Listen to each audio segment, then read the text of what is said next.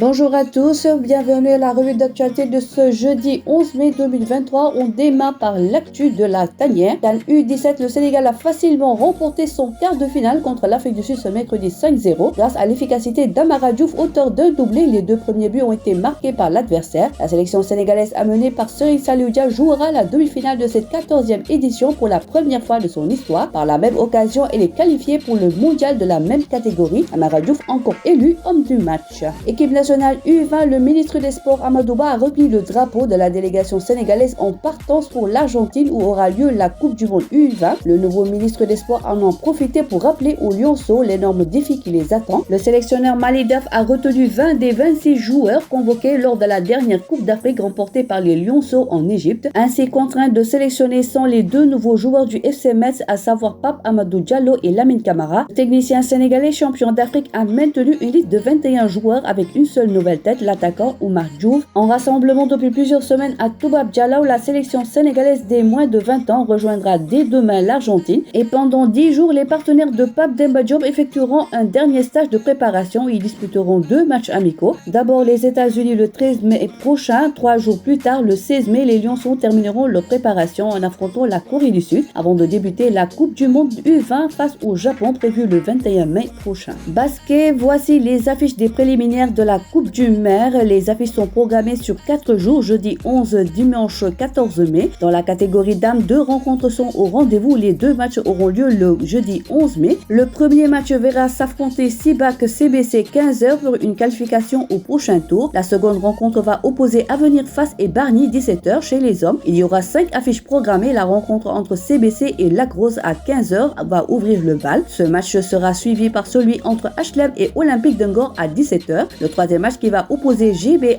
et Dissau aura lieu le samedi 13 mai à 16h. Les 2 derniers matchs vont se jouer le dimanche au Centre Bob. À 15h, Abbas va affronter le vainqueur entre CBC et Lac Rose. Pour conclure, USPA fera face à Espoir Maxi. Lutte, Isabelle Sambou nommée chargée de mission à la présidence de la République. Dans son discours qu'il a prononcé à l'occasion de l'audience du monde de la lutte avec le président de la République, le président du CNG Birassen a fait un plaidoyer en faveur de la championne Isabelle Sambou, 9 fois championne d'Afrique, championne mondiale de beach wrestling, 5e aux Jeux Olympiques de Londres. Elle était toujours restée inconnue à tous les niveaux de ce pays. Selon le président du CNG, Isabelle Sambou n'a pas été récompensée à hauteur de ses performances. Une anomalie qui a été corrigée par le président de la République. Macky Sall a décidé de faire de la fille de Molam une chargée de mission à la présidence de la République. Au palais de la République ce mercredi, le chef de l'État a présidé le Conseil des ministres. Macky Sall a rappelé au gouvernement le statut de sport national populaire par excellence de la lutte et son rôle primordial dans la valorisation de notre culture et l'épanouissement des populations avec le sponsoring de la lutte, l'appel du pied fait à l'endroit des sociétés publiques et privées, le fonds de promotion de la lutte sur les rampes de lancement, la mise en place d'une mutuelle de santé avant juin 2023 à travers la DER et le 3FPT.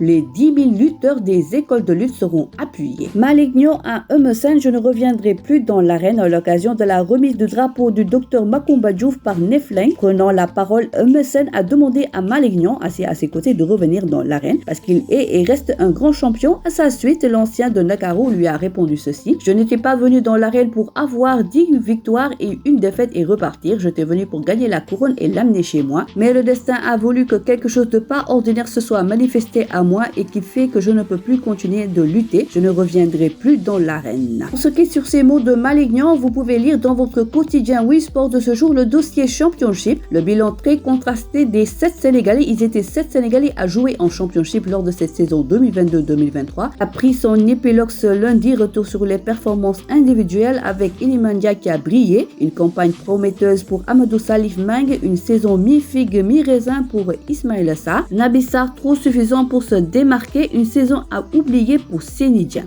Voilà, c'est tout pour aujourd'hui. L'actualité sportive continue sur nos plateformes digitales. Le site numéro 1 du sport au Sénégal, wsport.com, est maintenant disponible en version application mobile sur iOS et Android.